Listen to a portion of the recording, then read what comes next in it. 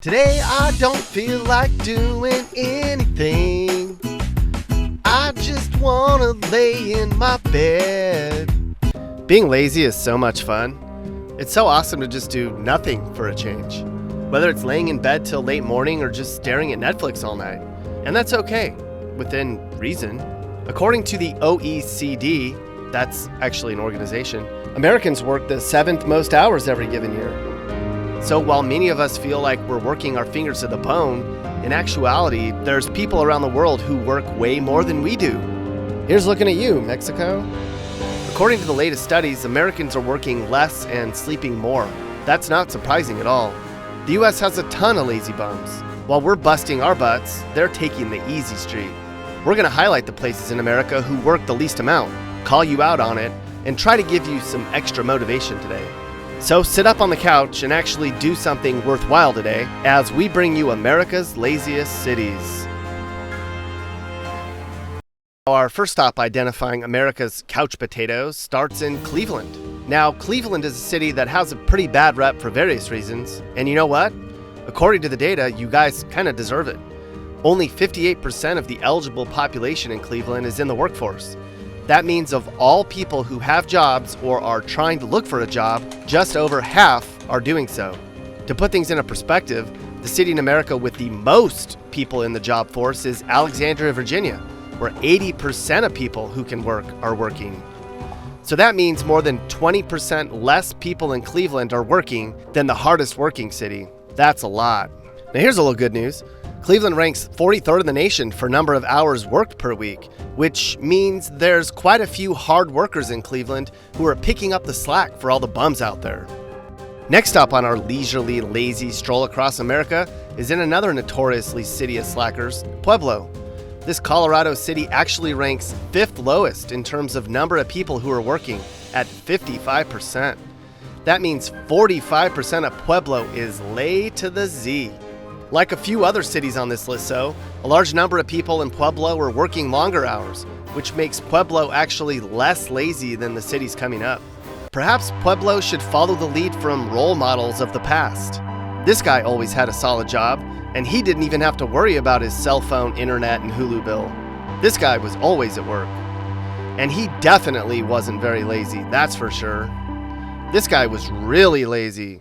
All he did all day was sleep, eat lasagna, and complain. Come on, Paterson, New Jersey! You can do it! Trying to pump you up and get you motivated! Let's go! No? Here's why you need some motivation, Paterson. Your labor force pool numbers are in the pits. It's a lot of you are simply refusing to work. Why is that? Additionally, Paterson residents rank 2nd worst in the nation for number of people who were actually motivated to go to college.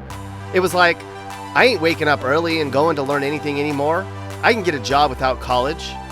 And then you didn't get a job.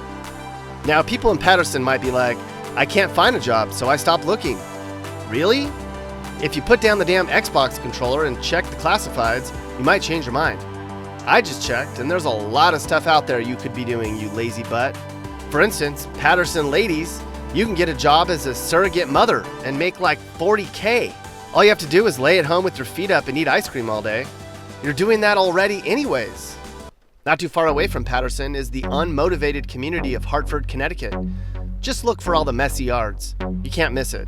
Here in Hartford, a lot of people have just decided to call it a day on their job hunts. 39% of the population that's able to work doesn't. Now, that's not the worst number we've seen.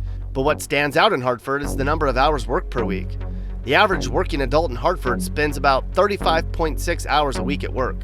That's the 8th lowest number in the US. There's been a lot of commentary about how bad things are in Hartford. People have said the job scene's been lousy here for quite a while now, and it's getting worse. And to be fair, local economists have noted that job growth in Hartford has been 1/10 of what the rest of America's seen. But there's endless opportunities to find work online though, Hartford guy. So if your local community is struggling, that's no excuse. Did you know the average household income is below $30,000 in Hartford? Good point, Mappy.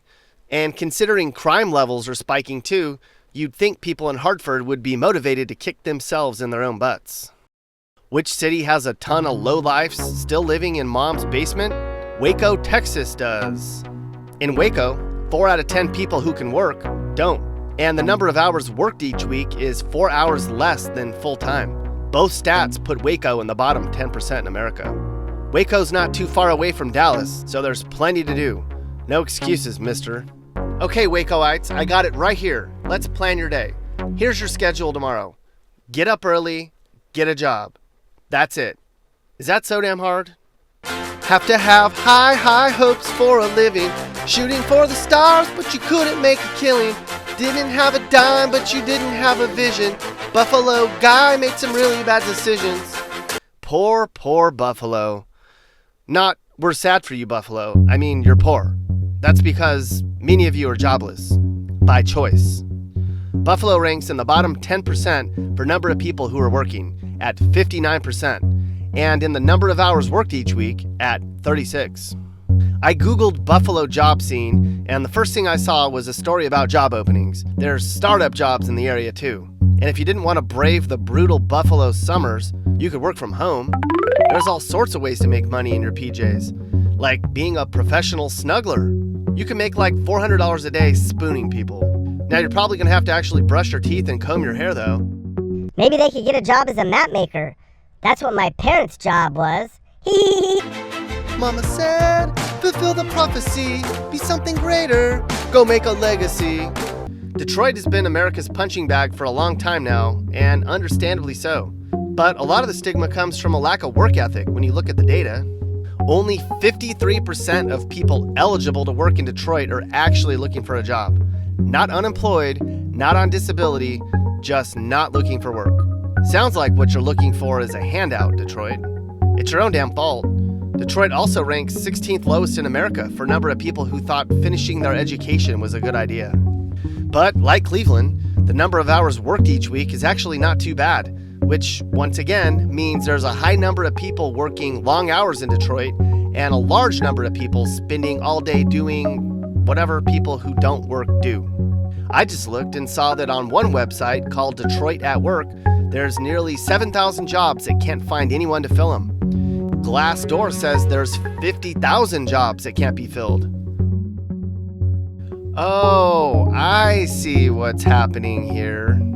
Because I got high. La, da, da, da, da. And to think they just legalized marijuana in Michigan too. How low can we go? Who's our third laziest city in America? That would be San Bernardino, a very unmotivated city about an hour east of LA. San Bernardino has some real issues with its population. Only 57% of people are in the labor pool, and the people who have jobs work 5 hours less than full-time each week.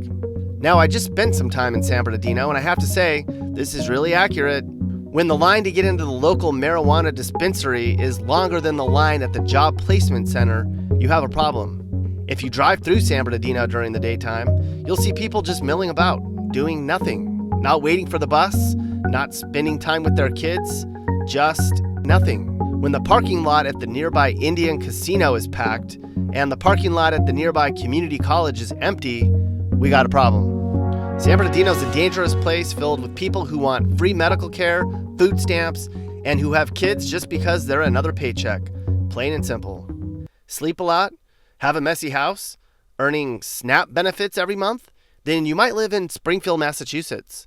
Springfield ranks in the bottom 15% in every category we measured, including number of hours worked each week, college degree holders, and number of people who are collecting state benefits per capita. In Springfield, 41% of the people stopped looking for work ages ago, and likely for good.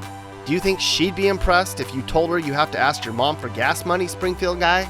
Would this guy make you a job offer if you told him you never finished high school, Springfield guy? It's not too late. Get out of the house, network, look on Craigslist. There has to be something you're good at, damn it. Lots of these jobs listed will actually pay you to train you. All you have to do is send one email. Or you could always be an Uber driver. Who doesn't want to drive hot chicks around at night? Men want me. Men love me. Which is the laziest of all laziest cities in the United States? Uh-oh, Dayton. We're picking on you today.